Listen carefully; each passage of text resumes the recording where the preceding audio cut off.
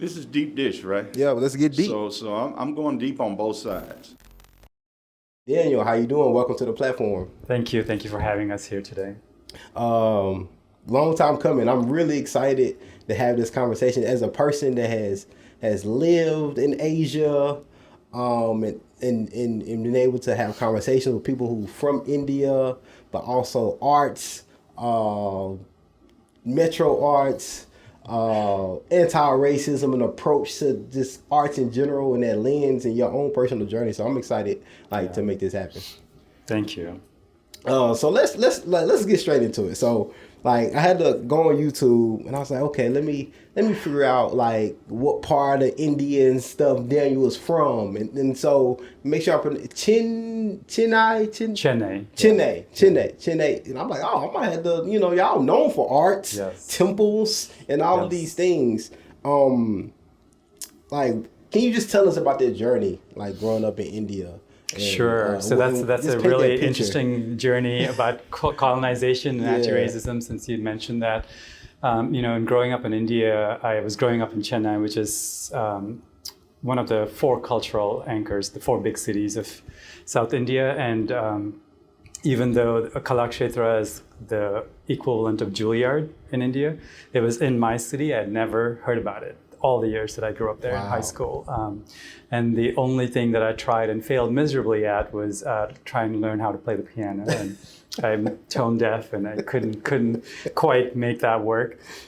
But I had never had a chance to learn traditional Indian dance in India. And so that kind of talks about how colonization still has a huge footprint in the colonies, right? They're not colonies anymore, but still that the epitome was still Western art forms, even in India, with a history that's much longer than the colonizers. And it was until I got to the US, I was working as a janitor in a high school, and one night they said, oh, you have to close up the theater, and there's a performance there. I went and I saw a traditional Indian dance performance, right? It's the first time I saw live performance in the US. Wow. Yeah. So what year was this?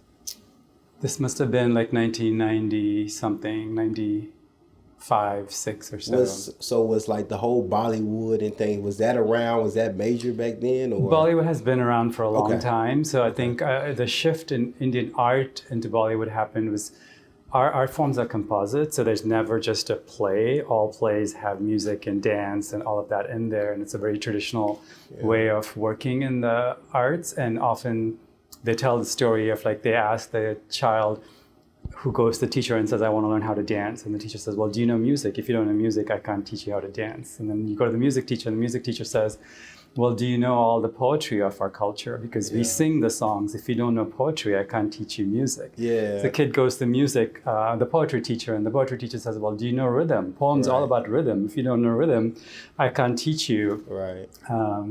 This. And so that all of the arts, then you keep going around that wheel, and then you end up at the last spoke, and you can start at any spoke, but really all of them are connected. And so Bollywood was what happened when stage acting moved into film. They kept all of the format of singing and dancing and all of that.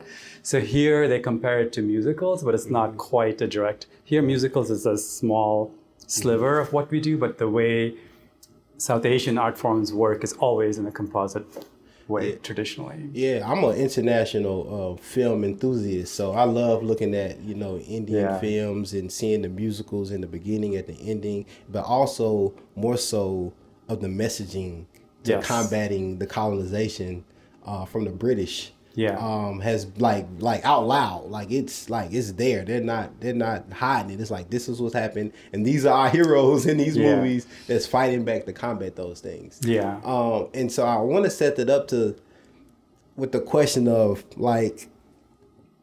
what kind of sparked your own kind of champion of anti-racism and being a person that calls that out and tries to combat that. I think if I have to go back to a moment, I can remember around 2008 or 9, there was an article that came out in the New York Times asking, why are there no black ballerinas? And to me, the question was is that the question really? And then what is my role as someone a dancer and choreographer in the South Asian dance form. What is my role in answering that question, right? So I wrote a response to that question, and it was on the Dance USA's directors listserv, and there were about 800 people on the listserv. And so this question came out, and they said, well, we need to tell them all the outreach we're doing, and we need to like put a stop to this, was their response to that New York Times article. And I said, no, there's a larger conversation we need to have. We need to ask, yes, well, first, why are there no Black ballerinas? That's what the article is asking. But the article also put down the Alvin Ailey Company and said that Alicia Graf was wasted at Alvin Ailey. And I was like, Alvin Ailey is one of the biggest company in the US. And so already you're saying that Black ballerina, that's the epitome, right? Like that's what you want. In the same statement, you're saying that this amazing dancer is being wasted at the Alvin Ailey Company. Like, what are you saying? That anything that's not ballet is not worth it? You know, like, but I also want to like back up and say, I got into the arts also both through my South Asian forum, but in my computer science degree, I had to take a physical education requirement, and I took a ballet class, and that changed my life, right? Like I became a dancer because of those two things coming together. But in this moment, they were saying that there are no Black ballerinas, but also the dancers who are working with Alvin Ailey Company are wasting their time there. And so there was like this insidious thing happening, that they were both saying that this white approach is the pinnacle of what you can do as a dancer, and what you're doing as Alvin Ailey is not good enough, right? So I started thinking about that and saying, what is my role as a South Asian choreographer and dancer in addressing those kind of isms that has become normalized, that someone could write in New York Times and no one could challenge that, all the problems in that. So that's when I kind of got into it. Now, coming to the United States and just doing my research, I know your parents, worked hard to bring you all here for school, and so y'all can have the best, you and your siblings can have the best lifestyle for success. Did they ever talk about India's own reputation of like colorism and racism? Yes, and then coming to the U.S., like, how did you compartmentalize that and digest that in your own journey as a dark-skinned Indian beard and that, right? Like, but as a person of color, right? How did you compartmentalize all of those things in your experience too? Just being here in maybe some of those conversations with your parents, being that like they have that class system in India, but then you come over to the United States and it's still a class system. It's not coined the same way. So I think there's two different things. Like class is like economic separations, and caste is like more based on the birth order. And so we were like one step above the untouchable caste in India. We were considered backward caste, but not quite untouchable. And in the messed up way, in some ways you wanted the lowest caste so that you could get into a college education, because we didn't have money to pay for a private school.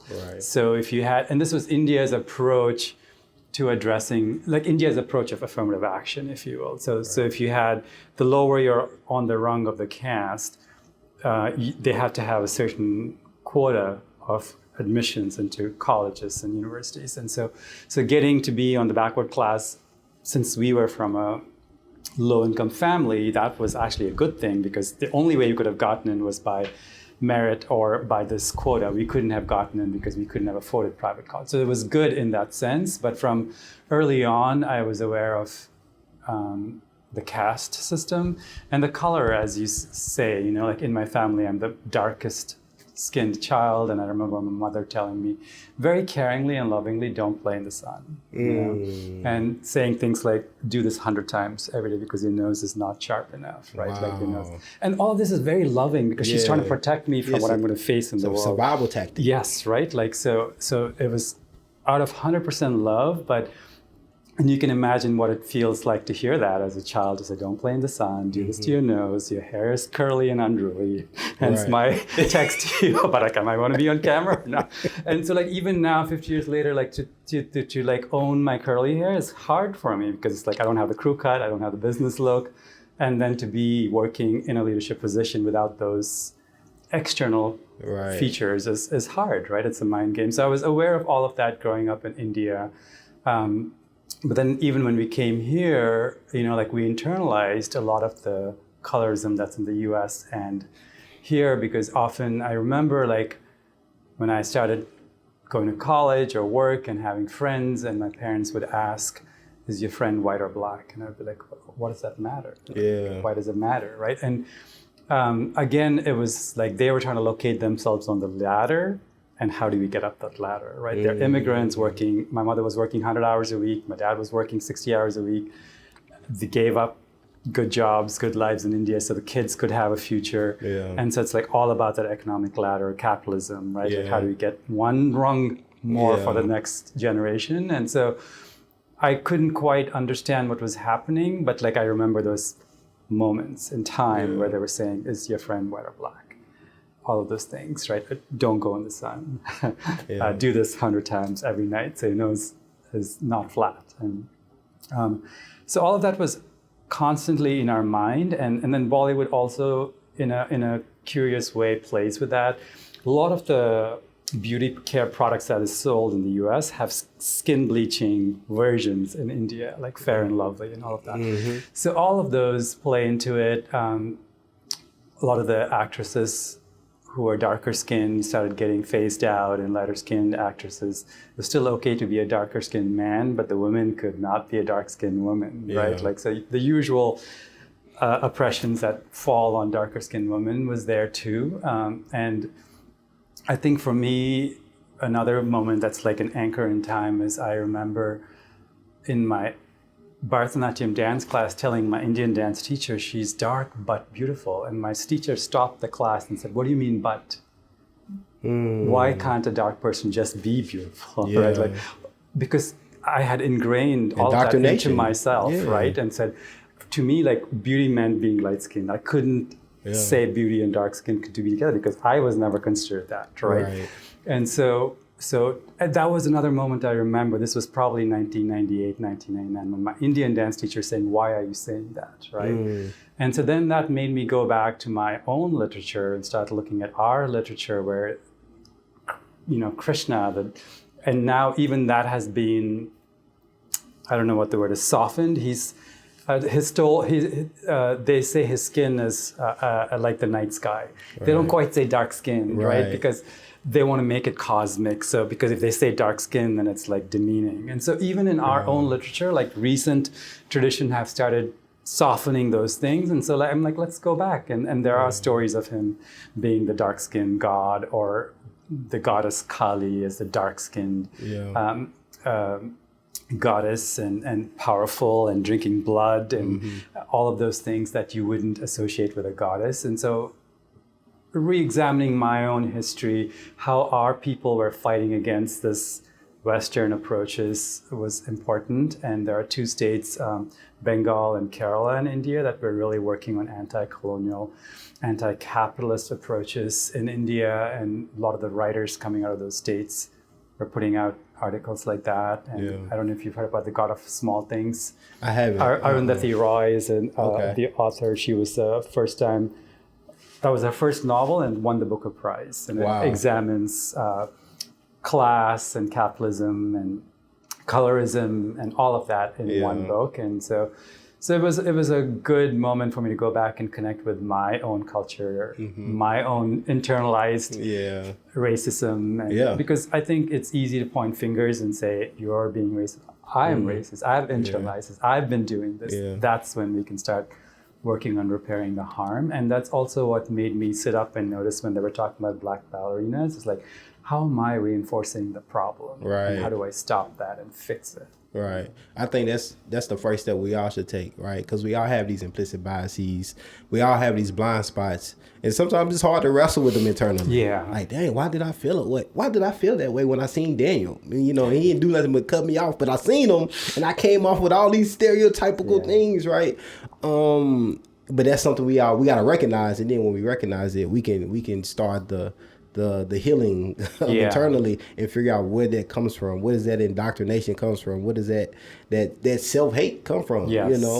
yes. And I always tell people a lot of times, like even growing up, seeing other black men that come from the same area as me, that look like me, it's like, why am I more afraid, or why am I more tensed up? Yeah. Or why do I feel I have to be more defensive when I see you? Like that, I was participating in being an agent of like white supremacy, right? Absolutely, you know, anti-blackness, right? Yeah. But like admitting it, saying it, and say, hey, it can happen.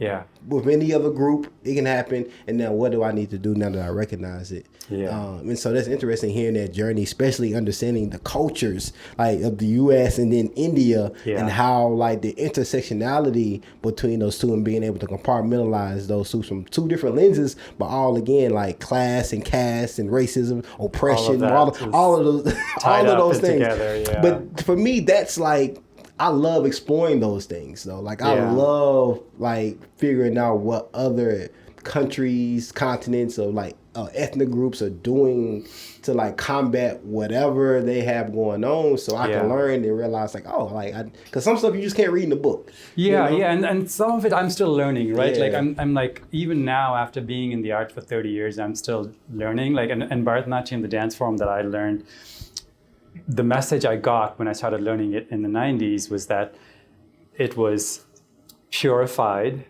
by some leaders in South Asia, and the version we're learning is the purified version, right? It's only in the last 10 years that there's a discourse of like, well, what are they purifying it from, right? And so traditionally it was a dance form that was practiced by courtesans. Okay. The only women in India's culture who had the authority to own property.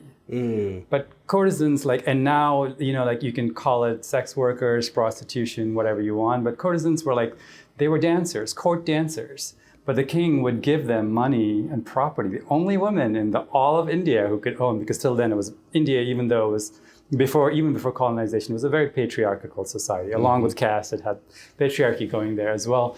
And so the one source of power that women had was to be a courtesan. But it meant you had to be like learned in the arts, right? Yeah. Poetry, music, dance, acting, all of that you had to know. And so the only way that it could be carried forward post puritanical British rule was to clean it up, right?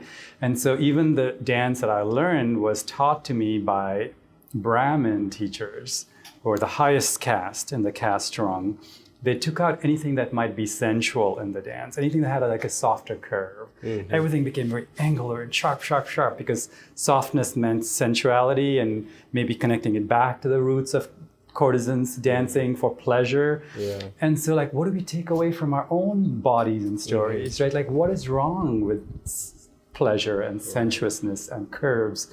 And so that has been something I've been exploring in my own choreography, and saying, what is it to be in a sensuous body, the body that feels pleasure and joy, and doesn't have to say that dance cannot touch those things, right? So even in my own dance form, it's changed from when I started in the 90s to the last 10 years. And now there are a lot of dancers who've come out of the traditional hereditary family trees of courtesans taught to the...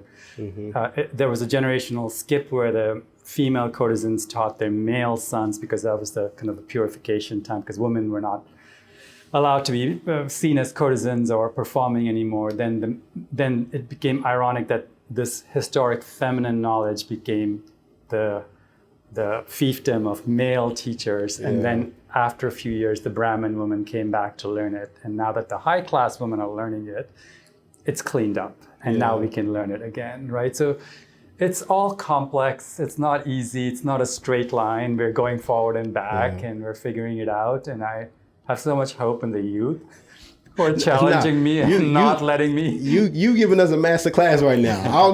Because I'm enthralled right now, because I'm a history buff too. And what you're giving us is a timeline of history and how things are changing socially, even within the choreography dance arena, from South Asia to Western. And then I know you do a mixture and combination of both. And so it was really, I was really taken back. Like I like, how you like have these notions about people like, okay, like, I'm pretty sure they're like a great, amazing individual, right? And then you go in a little deeper, you say, oh no, that's a bad man right there. Like, no, like, oh, like he really does this. Like, and so that's how I felt when I was like doing my research on your work, but also you always kept that tone of like, hey, like it's deeper than just like dancing, like this anti-racist approach to arts.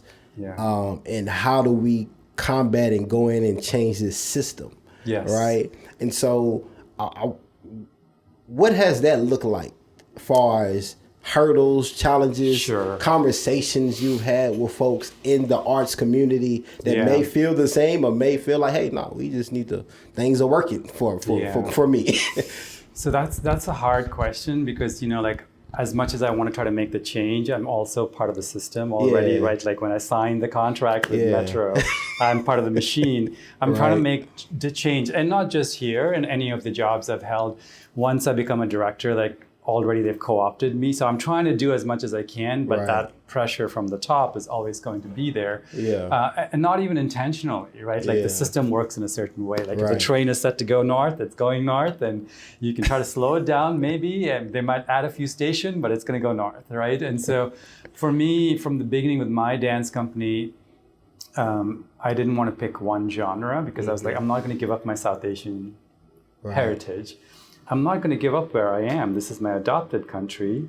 I don't want to choose between modern and Bharatanatyam. I don't want to choose between Bollywood because people were talking about lowbrow and highbrow, right? And so Bollywood was considered lowbrow because it was accessible to the common people, whereas Bharatanatyam had to be in the temples or auditoriums, and so it was pure. And so I didn't want to choose between that. And so when I did my thesis, it was modern dance cabaret, and I wanted to bring social dance into traditional academic dance forms and say it's all the same, or it's similar, right? Like that it's not that one is not better than the other, right? And so it was a battle all along. Like for my undergrad, they said I couldn't use any of my Bharatanatyam class. I got one elective for the degree for 120 credit. I got three credits. Like, so I've been working on years and I couldn't do it. This was before interdisciplinary degrees were allowed, so I couldn't build my own degree. And then in my graduate classes also, I couldn't use traditional Indian dance at all for any of my credits. So what I could do was force all of the Western schism. So that's why I said, okay, I'm going to do club and street style dance and modern dance. It's all Western. You can't say I can't do that. So I always push the edges there. So that was in my work, but then structurally, like we could never go into funding, right? Because people would say, well, you're folk and traditional, and they'll put us in that category. They'll look at us and say, well, no, you're modern, and they'll send us back to modern. And the modern will say, well, you're doing a fusion, you should be an interdisciplinary. So we would get shuttled around in the granting cycle. And then if you try to get a critic, the critic wouldn't know where to classify us, right? They couldn't say we're a modern dance company. They couldn't talk about us as a folkloric. They couldn't talk about us as a popular, so the critic couldn't really criticize or give us a review. So all of those places were difficult, but I find that's where meaning lies. It's not in the clean check boxes. Like I'm an immigrant, I'm South Asian, I'm single, I'm queer, I'm a dancer. Like it's like all of that. It's not one or the other. Right. And so I find joy and meaning when we try to work through those differences, let tension be there. What do you take from a movement that was created to be probably in this space, right? Like temple altars were not that big, so, or even palace halls, because the whole court is there, and you get like 8 by 10 feet to dance. So all of the space in Indian dance has to happen in the body. I can show you a diagonal in my body. I can show you height in my body by lifting up my sternum. And in modern dance, you have a 40-foot stage. So you run from one end to the other end, and that's your diagonal. And you have leaps because the ceilings are high, and you have lifts.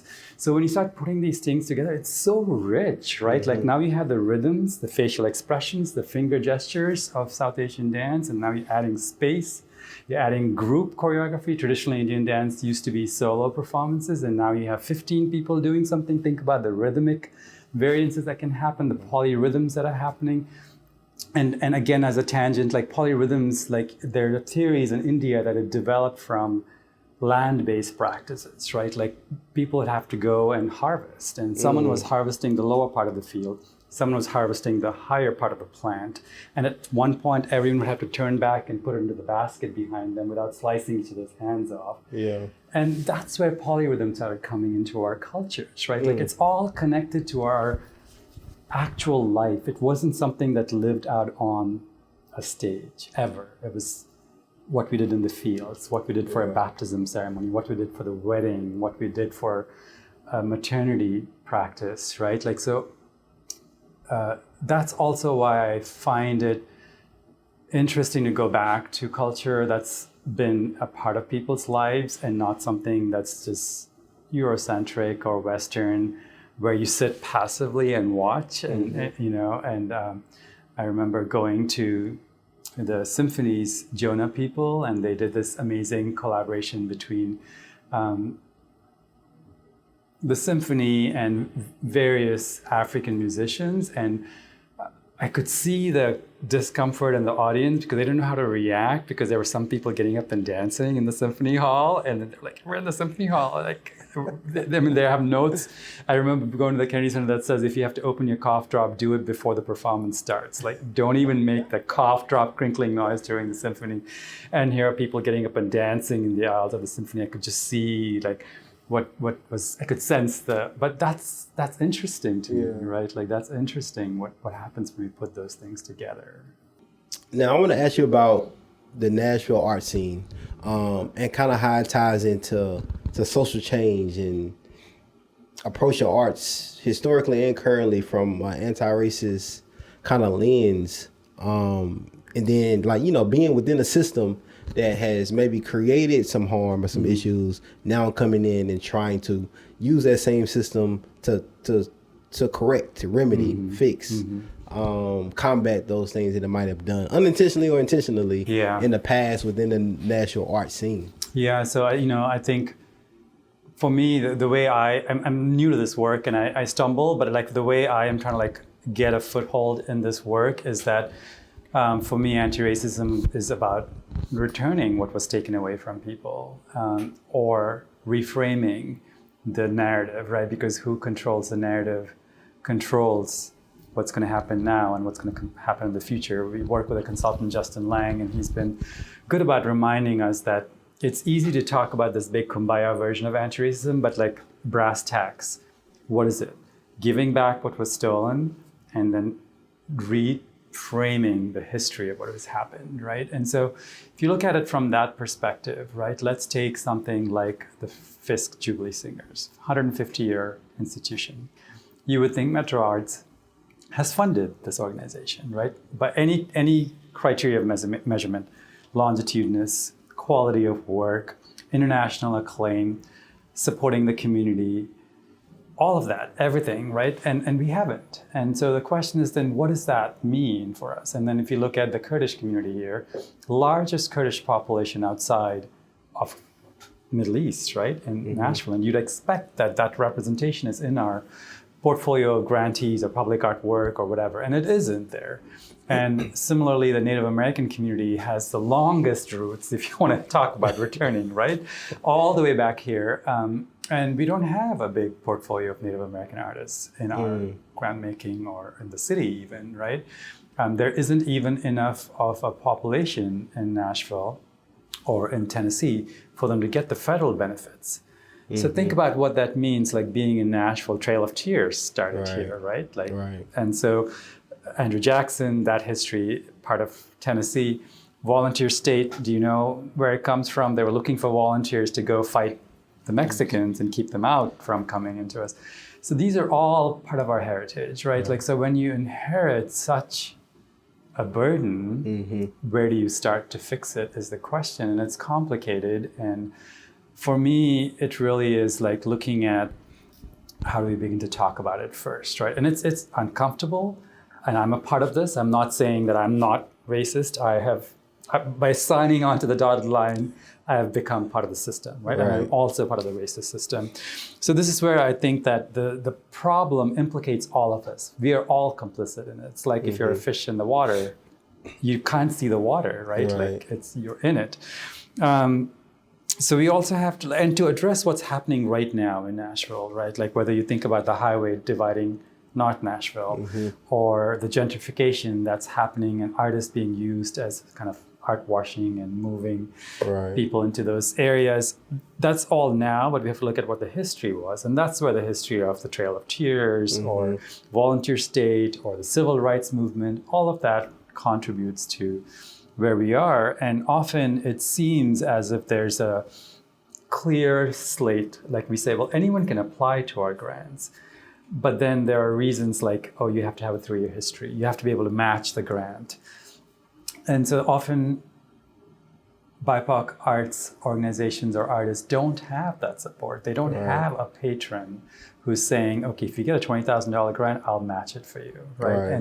And so a lot of the organizations that have been able to get into the funding cycle have had that patron approach, where someone wonderful like Martha Ingram endowed multiple organizations to stand up, or the Frist family endowed the museum, or the Cheek family endowed someone to get started. And so when that isn't there, how do we make that work? Like, that's the question for us to figure out. And what is my role is, like, we're looking at the grant applications and trying to remove some of the barriers. It's not quite perfect yet. We've made some stumbles along the way, but we're learning from that. And what we did do was simplify the grant questions from 15 to 5 for organizations with budgets under 500,000 and 8 for organizations over 500,000.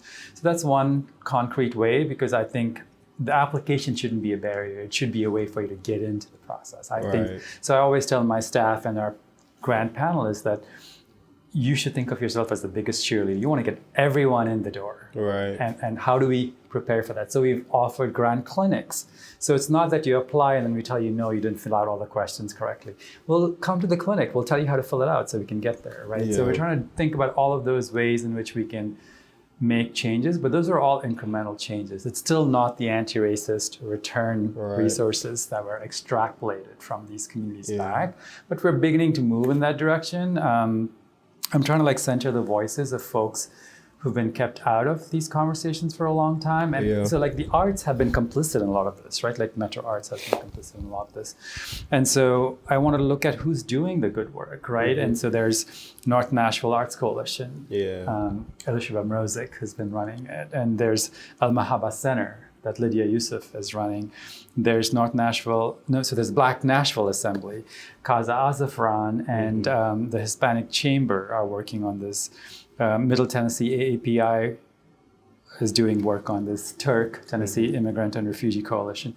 So it's like, we don't want to, like, just find partnerships within the arts. We have to work across the sector. The problem is so big and so huge that if I just do the work in the arts, I'm not going to get a crack in this wall of racism. Right? It's like the Great Wall of Racism that's here.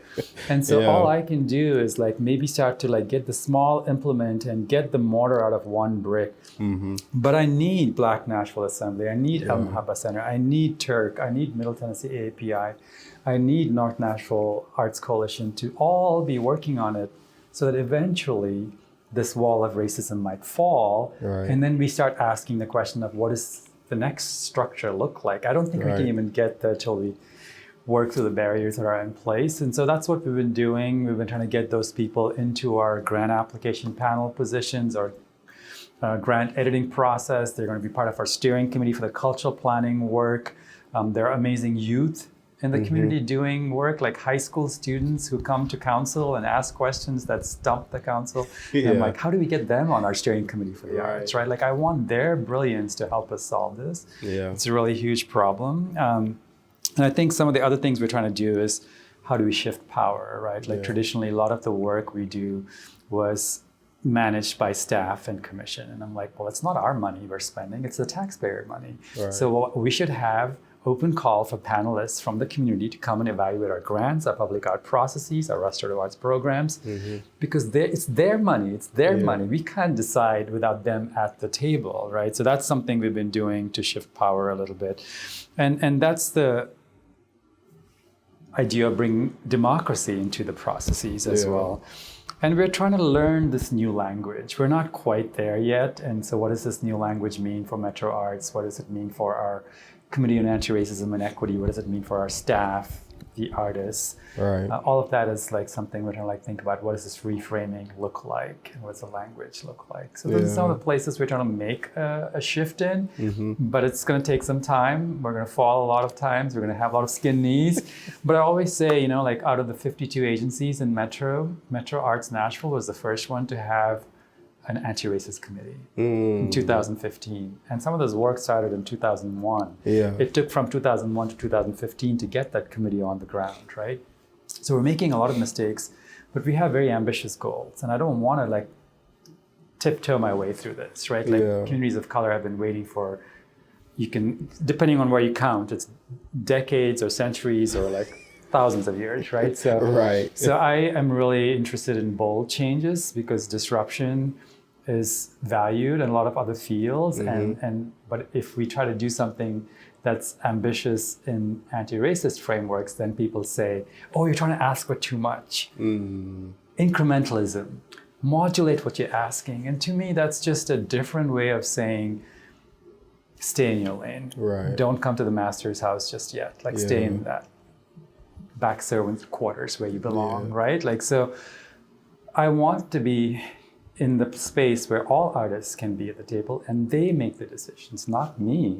I'm just there to facilitate the artists to come in there and they get to decide how they spend their money. Right? What are you hearing from Middle Tennessee artists when it comes to funding or just like, hey, I feel like I'm being discriminated against. I can't get my artwork in particular venues, or I'm just not being like, or there's layers or classes of art sections where you have an elitist and then you have like this other tier and then this tier. Like, what are artists coming to you about with these conversations about some of the social infrastructures that Nashville has layers of that they can't, you know, they're not either getting in or not being accepted? So I think a lot of it is resources, right? Like we keep talking about returning what was taken away, and resources is a big thing. Funding is a big thing for artists. And so in the 2020 census, from that, there's some Bureau of Labor statistics, and so this is like a moving target. They gave an estimate about 15,000 individual artists in Middle Tennessee alone.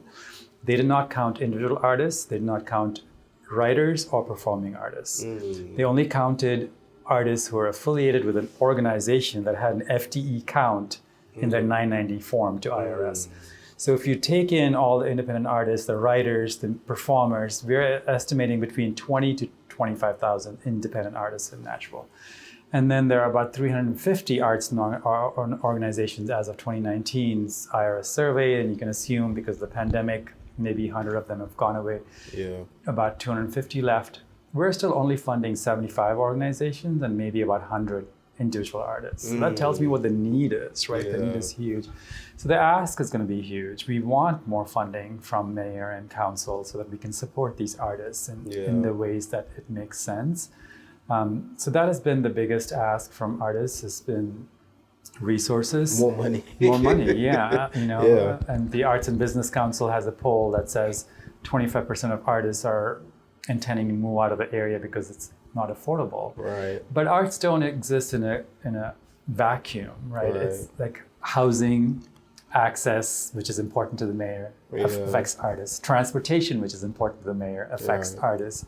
So a lot of the problems that are part of the city's infrastructure affects the artists directly. And so I think we have to work on all of these issues together.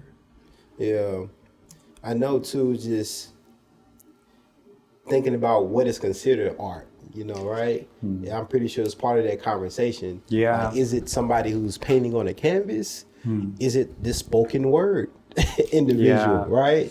And it's like, how does that, who's determining that, right? And especially when it comes to funding, like who's determining what art is and what is qualified as art? I mean, that's the question, right? And I mentioned Justin Lang, our consultant, who's done a lot of research, probably the only one who's worked in anti-racist adaptive leadership frameworks that has looked at this historic question. And the notion of the arts is a very recent phenomenon, right? Like it was coined around the 16th, 17th century. Till then, based on his research and what I've read from his works, music was usually allied with mathematics, sculpture with architecture. And so it was only as part of the Eurocentric approach that they started grouping all the arts together away from anything that had other practical lives. Or like for us, I was talking about polyrhythms, how they develop from practical needs in the field, right? And so who defines what art is the question, because we're talking about reframing, right? And that's the reframe that we need to talk about.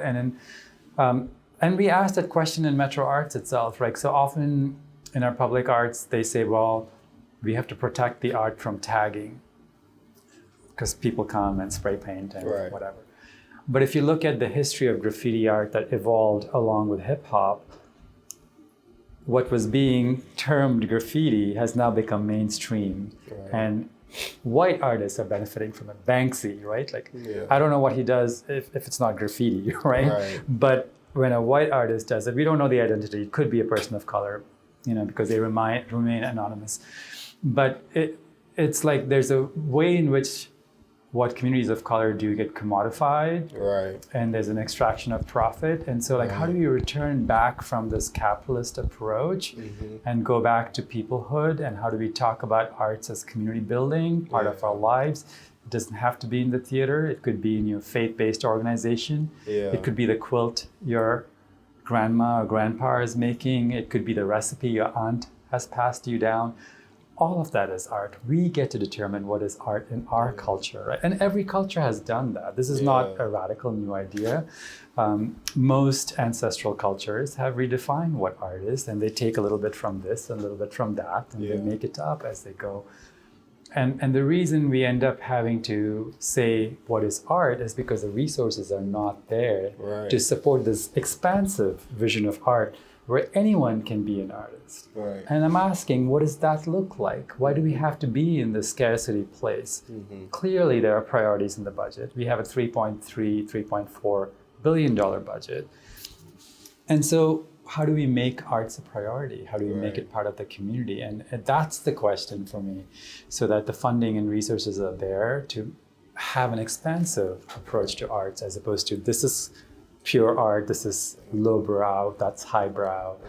Like really goes back to resources and not having arts be separate from our everyday life. But I think too, it goes back to like whatever conditioning or indoctrination of art that you learned in school, maybe. It said, hey, well, this is real, quote unquote, real art. That's if you got it in school, right? Because that was also taken out of the schools, and the way we see now, and you all know this growing up in Nashville. Like Nashville has the biggest, has a high ratio of private schools, and you know why the private schools started? Because segregation was coming down, and we couldn't have people of color mingling with white students, and so then the arts moved from public schools into the private schools, and there's again the commodification, and then saying, okay, now you have to pay extra to go to a private school to get arts, and the public schools don't need arts because it's taxpayer money, and how dare you use taxpayer money for something as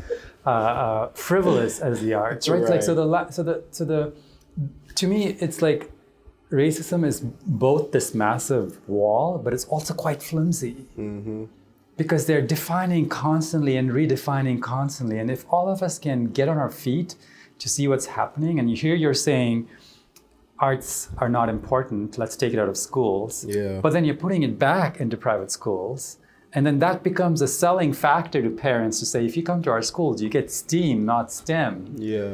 And so the racism is, yes, it's this massive wall, but if we're all working to get that cracks in where we can, it's going to topple over. And it's going to be maybe not in this generation, but we've got to work at it.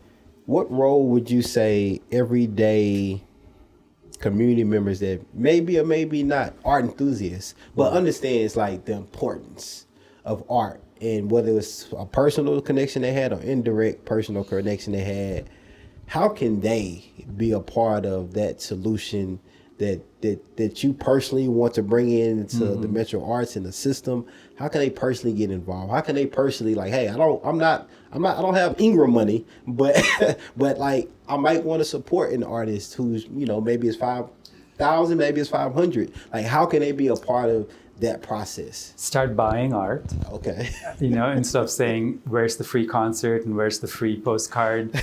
Start buying, you know, because everything you're doing in your daily life, right? Like the logo in your hat. Yeah. An artist designed that font. Right. But now it's been separated from that artist and it's become a font library that's being sold. Right. But the artist doesn't see the benefit, right? Like, so how do we connect the means of creation and get the person creating that work the resources is like the question I ask. And so for me, it's like support the artist and like pay the worth that they are worth, and they can do that directly, right? They don't have to go through Metro or any of that. Go buy the art, go to the gallery, go to the performance and pay for it. Don't ask for a free ticket because you value all other labor. Why not the labor of artists, right? And so I think that's something they can do directly. The larger thing they can do is talk to the council, talk to the mayor, run for office, talk to the school system, go to the PTAs and ask your schools, why isn't there enough art for your kids in your schools? And again, I'm not talking about arts as this thing that's like here to like just have you be imaginative and creative and la la la la la. Music, we know, is connected to math, right? Like we know it has practical implications. We know that it builds stronger cultures and communities and arts, and all of them do. And so it doesn't have to have this practical capitalist value attached to it. Let's support the arts because they make us a stronger community, not because they make us better mathematicians or engineers or whatever. Those are all like secondary benefits, but the primary benefits is that the arts are a part of community. It's a part of a peoplehood. Let's go back there and work from there. And so, like buy the art, pay for performances, and then pay attention to what's happening in your community. Write to your council person, run for council, run for the mayor's office, run for the school system, and be in on this conversation because it's your taxpayer dollars. And you get to decide whether it's going to go into buying more equipment or building new buildings or investing in arts, which is Music City, Athens of the South, Pulse of the North, all of those names. Those names. So like put your money where your mouth is, right? So the citizens get to decide that by their vote. Well, Daniel, this has been a masterclass as a person that enjoys history. I really want to do like a whole separate conversation just on India, just on that alone. But I want to give you the last word to close. If it's something that you want to just extrapolate on that we didn't touch on just enough, or you want to go deeper on, or just something that you just want to leave with the listeners and the viewers. Sure. So we have many wonderful opportunities with Metro Arts right now. So we have an operating grant opportunity open, and we have an artist call for Thrive projects open. It's open through January 29th. So we have grant clinics, so you don't have to know anything about anything. Just call this person up, tell them what to do, and they'll walk you through what to do with the grants or the Thrive projects. We also have a lending library project, which is amazing. This will get artists $2,000 to buy a two-dimensional art project. It's going to go into a library, and there are going to be 6 libraries that will have artworks that you can check out for 3 months at a time. Amazing opportunity, right? So it's good for the artist. You can apply to be an artist to get a $2,000 commission, or you can apply to be on a panel that selects these artists. So those are great opportunities for you to come and be a part of the conversation with Metro Arts right now. Daniel Singh, I appreciate you. Thank you. All right, until next time. Yes, till next time.